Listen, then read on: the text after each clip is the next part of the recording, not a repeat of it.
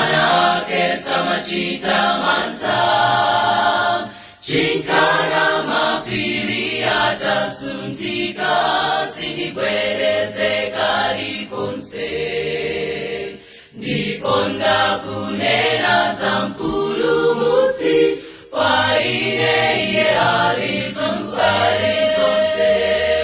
Wena ndi masula, wena ndi masula, yiri wamangina ine.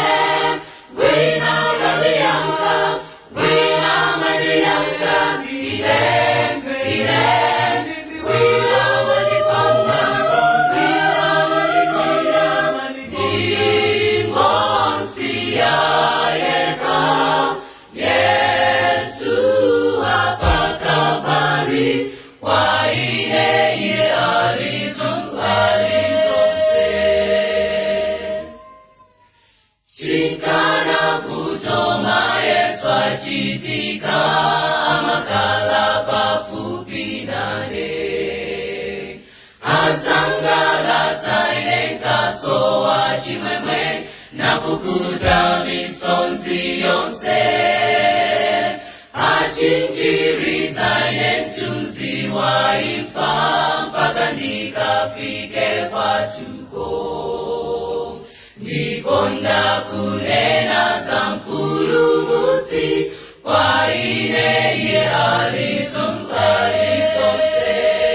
Wena ndi masula, wena ndi masula, yiri wamangina ine. Wena radiyanka, wena madiyanka, ine. Wena wadikonda, wena wadikonda, ingonsi yayeka. Yesu hapa Kalvari, kwa ine iye alizonse. Wena ndi masula, wena ndi masula,